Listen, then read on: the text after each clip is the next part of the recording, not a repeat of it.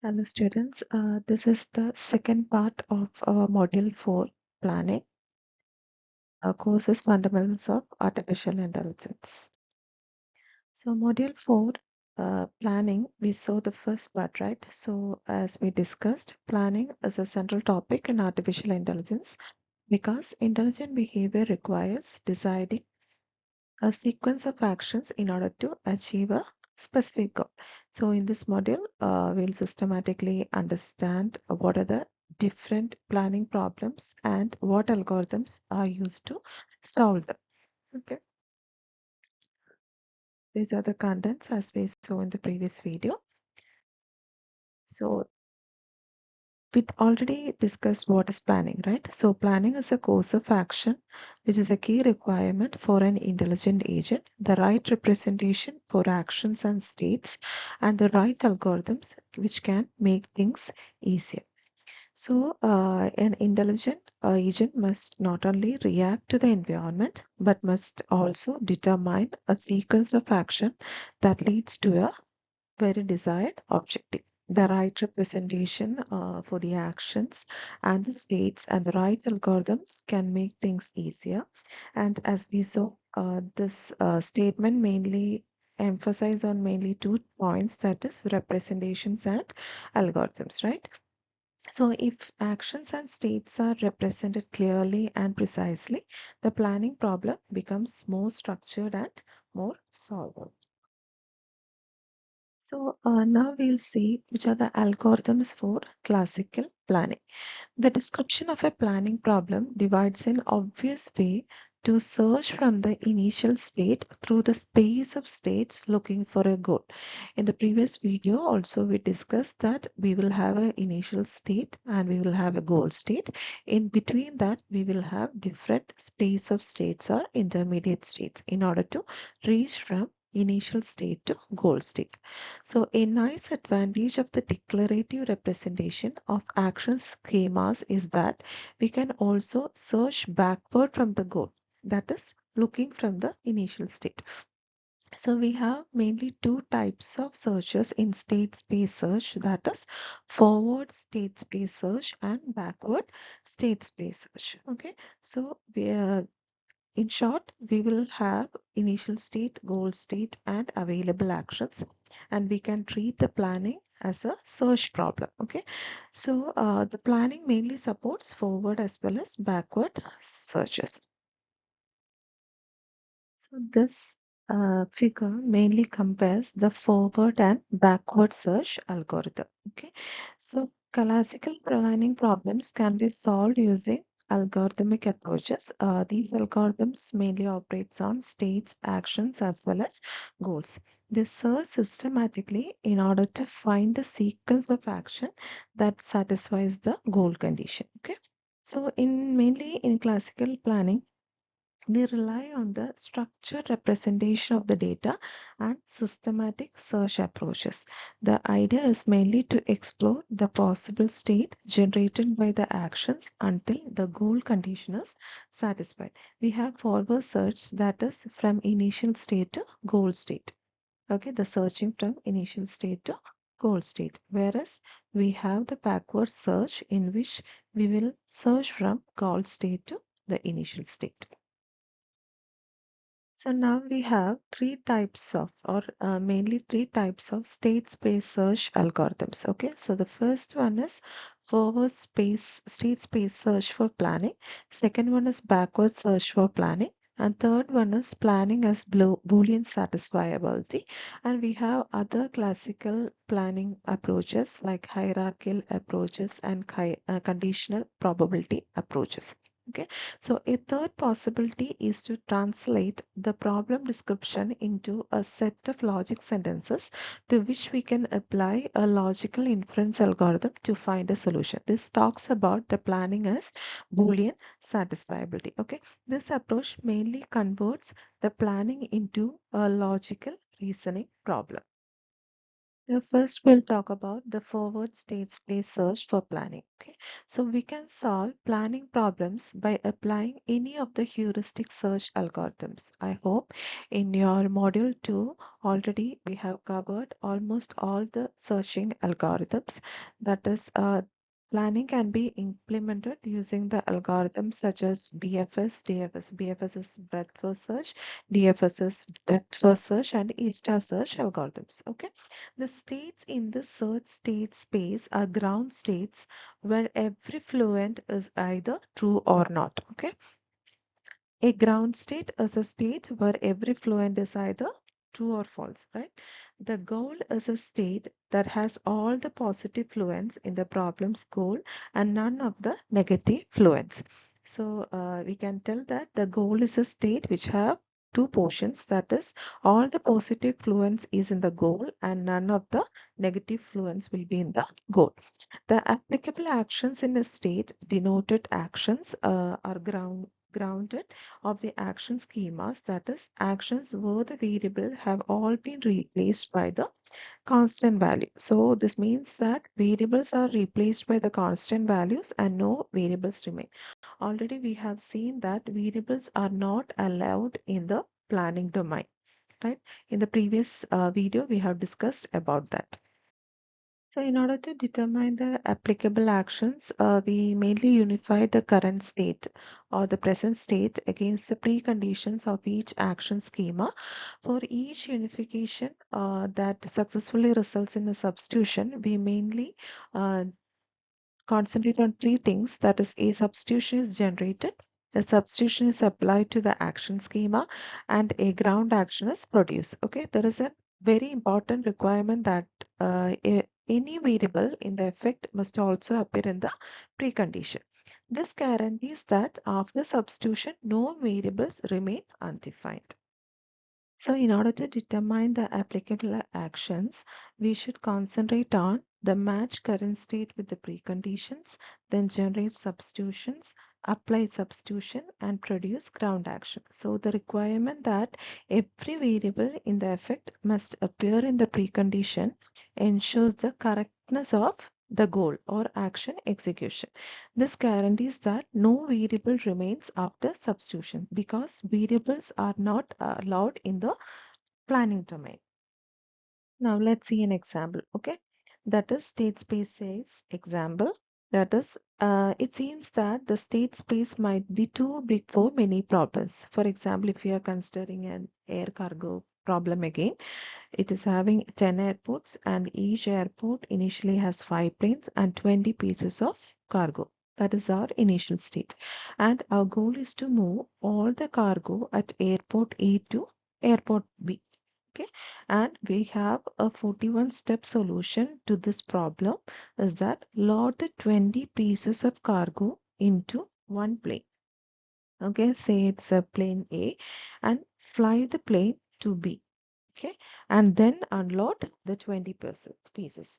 So when we consider this solution, the solution is straightforward. However, the difficulty lies in the size of the state space because in this initial state we have 10 airports and each airport initially has 5 planes and 20 pieces of cargo.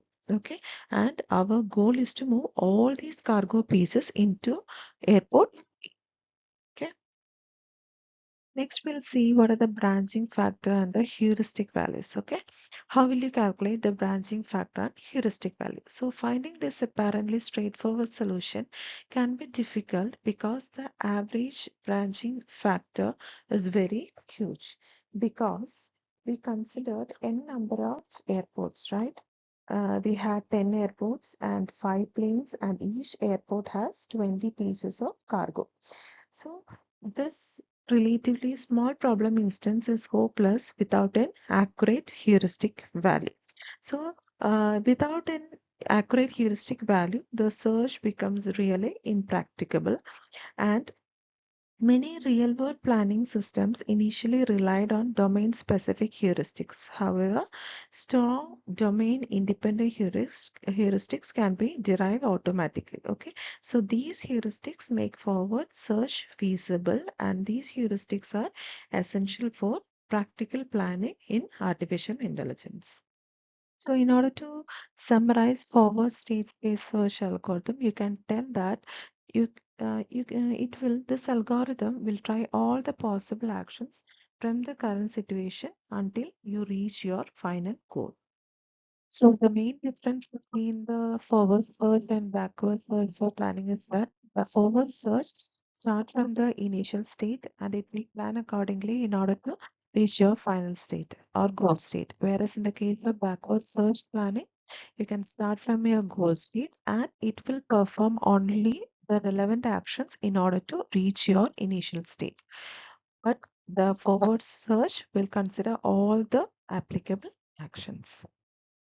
So, in this slide, we can talk about relevant action definition. Okay, so when we do backward search, we start from the goal state and we'll think that what action could have caused in order to reach this goal. So, but we don't try all the actions, right? We only try what are the relevant actions that can actually help to achieve this goal. So that's why it mainly says that backward search considers the relevant actions and reduces the branching factors. So an action is relevant if it helps achieve the part of the goal or it does not destroy any part of the goal. That means that its effect mainly matches one of the goal conditions or it should not undo what we want. For example, if you are considering in the case, first one is poor and famous. That is, in action with the sole effect famous would be relevant, but one with the effect poor is not considered relevant. That means that first, if you are considering action one, what is the effect? Effect equal to famous, which means that this action mainly makes you famous. Okay, this type of action is relevant because it mainly helps to achieve the part of the goal. What is your goal? Famous, and it does not affect both. So it is meaningful and useful. So if you're considering next action, that is effect is equal to poor and famous. Okay, this action makes you poor and famous together. So this is mainly not relevant because you already want poor in your goal, but want back the what did the backward search do? It works carefully in order to avoid the actions that unnecessarily force extra things in order to reach your goal. Okay, so this slide mainly says that poor would appear in the final state. Okay, so this action forces poor even if later you might want to remove it, so it may cause trouble later. Okay, so in real life also forward may ways that if I do this action, what will happen next? Okay, whereas in the case of backward search, what will happen if this result happened? What action could have caused it? Okay, if you are considering any one example, like for simple example, I have cooked rice. Okay. Backward thinking is that to have cooked rice, I must have boiled water. To boil water, I must have turned on the stove. So you are reasoning from goal to the initial state. So this is applying the actions backward, or this is the type of backward state space search for planning. So in short, if you are telling that backward search is the type of searching algorithm which starts from the goal state and will ask it to itself what are the actions could have produced this, or try only the actions that help the goal and don't break it. Okay, it will try only the relevant actions. So the first equation explains that in order to find out the new goal before doing action A, so first step is take the current goal. Next one is remove what the action itself would achieve. And next one is add what must be true to perform the action. Okay. So before doing this action, don't need to worry about the things it will produce, but I must worry about its precondition. That is what the main point of focus in backward search in order to get the relevant actions. Okay, so in the next one is negative results. That is, first one is you have to remove from the goal anything the action would delete, and next one is add any negative preconditions of the actions. Okay, for example, if you are considering a goal as rice is cooked, you have two conditions First one is positive condition, which is cooked rice, and negative condition that is not cooked. Okay. So action A is that add add action A, that is cook the rice, and in order to cook the rice, what are the preconditions that I should apply? That is, I need water, fire, as well as raw rice. Okay. So my final goal is that I must have water, fire, and raw rice in order to get my goal as cooked rice. S- So basically, backward search state space search algorithm will try to find out all the initial states in order to find out my goal state. That is, only the relevant actions will be find out. Now we'll see the next algorithm, that is the same algorithm, backward search algorithm for planning in detail. That is, you will have input and output, that is planning problem P is equal to S comma A comma S naught comma G, and your outputs are plan or failure. So you have again four steps. That is, first one is initializing pointer, second one is initialize explode set, and then the actions, and finally the output. So for example, if you're considering your goal as the room is clean, okay, and your initial state will be dirty room, broom, and water. You will have brooms as well as the water to clean. So what are the actions you will take? You will sweep and mop, right? So uh, what backward search does in this case, it will start from the goal state, that is room clean. What actions it can make in order to make it clean? We should mop, and the new goal is that preconditions of mop should be water and floor should be clean. So once you have your conditions as water and floor clean, then you can mop it. What actions can make in order to achieve floor clean, we should sweep. Okay, so our final goal, that is preconditions of sweep, should be broom and water. First you should sweep and then mop, then your room will be clean. So we started from our goal state as room equal to clean, room clean, and then what is the action that can perform in order to make it clean? We should mop it. In order to perform mop, what are the preconditions? There are mainly two preconditions, that is, you should have water and then floor should be clean. In order to make the floor clean, what is the action that you have to perform? That is sweeping of floor. In order to sweep the floor, what are the actions? That is, you should have the preconditions as broom and water. So now you are in your initial state. That is, plan should be you should sweep and then mop it. So backward search, as we already discussed, basically think from the goal to start only picking the actions that can cause the final goal. Okay. So in the step one, we will start with goal is equal to G, and we will have empty plan, and we'll initialize the explode set as empty. Okay. So in this third step, what you're going to do is that while the frontier is not empty, select and remove the node, that is G comma plan from the frontier. Okay, and if G is a subset of S node, that is your initial state, return the reverse plan. Okay, add G to the explore, that is your goal. For each actions A in A, then what are the actions you have to perform? That is, if add A intersects G is not empty, then the current action is relevant. Otherwise, if del of A, delete of A intersects G is empty, action does not contradict the goal.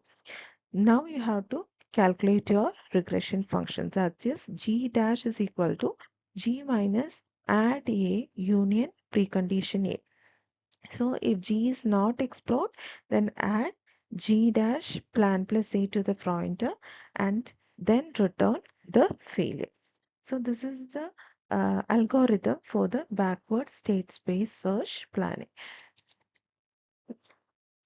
Hope you're clear with backward search state space search and forward state space search, which are the two basic algorithms which is used for the planning in artificial intelligence.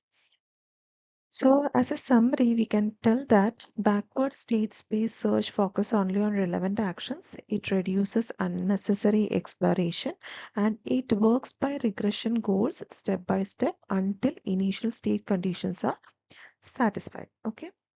So this video concludes our discussion on the classical planning, forward state space search, backward search for planning, and planning as Boolean satisfiability. Planning as Boolean satisfiability is nothing but it will create some logical statements in order to reach your initial state to your final state. Also, planning transforms problem solving into a structured search process, and by representing actions, states, goals, and properly intelligent agents can systematically determine the action sequences. Okay, thank you.